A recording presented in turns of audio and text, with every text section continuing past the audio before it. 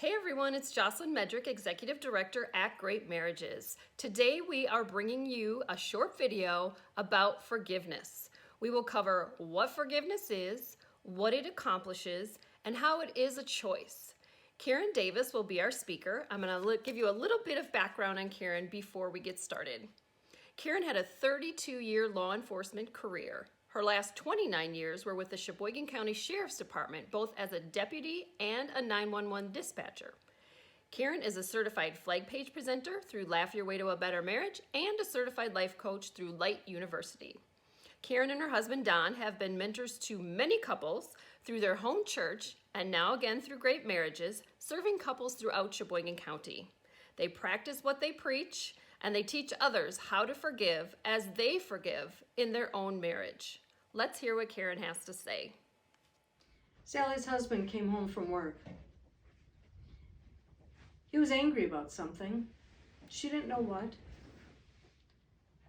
Instead of taking a few minutes to unwind, he got mad at Sally for not having the dinner done, not having the dishes cleaned, not having the house cleaned, not having the kids bathed and in bed already.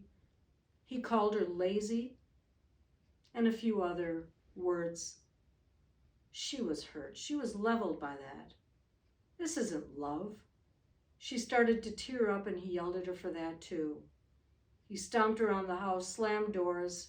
Finally, he just stormed out. He left for a few hours.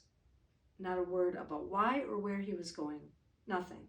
He didn't think of Sally and her day. She struggled to keep the kids happy all day.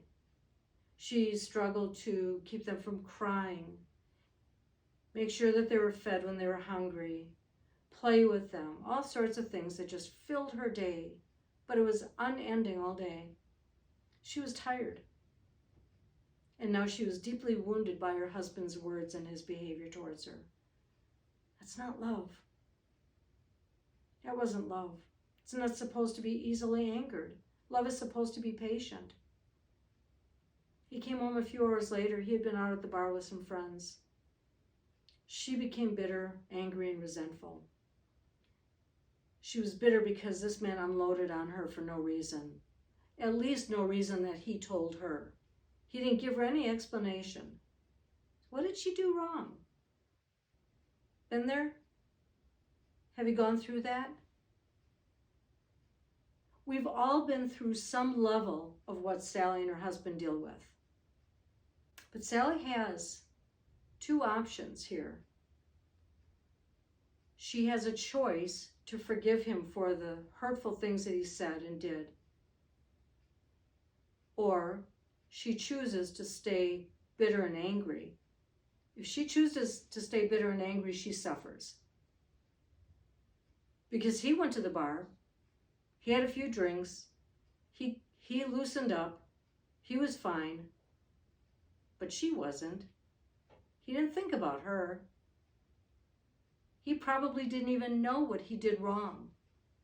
It's essential for moving on to forgive somebody for what they did to you.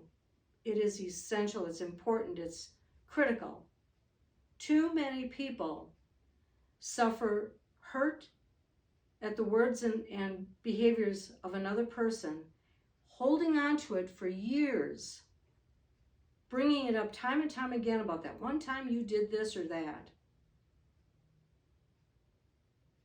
What's the purpose of even changing then? Forgiveness means to stop feeling angry or resentful towards another person for an offense, to cancel a debt. The word for is a provision. The word give means elasticity, the ability to move, to grow and change. So literally, forgive means to offer relief, to provide relief. And if it's not for somebody else, it has to be for me. I have to provide myself relief from holding on to the hurt until somebody else feels the sting of what they did to me. Because it's not The person that hurts you doesn't hurt from what they did. You hurt from that. So it's your obligation to forgive them for that so you can get past it. You're making room for yourself to let go of the thing that hurt. Refusing to forgive keeps the offender buried under the rock of condemnation for what they did to you. Refusing to forgive keeps you buried under the rock of not letting go. And if you think about putting some body part, your hand, a foot, a leg, an arm, under a rock, if there's no give from that rock, if there's no relief, if that rock can't be lifted off, you're the one suffering the pain. And you inflict pain on the other person by constantly bringing up what they did wrong. So that rock that's heavy. So what does forgiveness accomplish? One, it restores intimacy. When I know that I've hurt you and you forgive me for that, that opens a door of being vulnerable to each other again. It heals the wound. It grows love. It heals the heart. It reduces pain. It grows understanding. It opens the door for better communication, and it provides relief. The benefits are so much more than that. So much more. But remember that forgiving somebody is an action that you choose. And ultimately, you choose to forgive yourself. You're giving both of you relief after an offense has been committed. You need to give yourself the relief from what you are hurt by so you don't have to suffer. Choosing to not forgive is choosing to suffer. That's your choice. But you don't want that. So if you struggle to forgive somebody because you want them to hurt as much as you, understand that they aren't. That's why you have to forgive. You've got to be able to let that go. It doesn't mean you'll forget. It means that you're choosing to move forward and find a way to heal from the hurt. It's opening a door for that healing.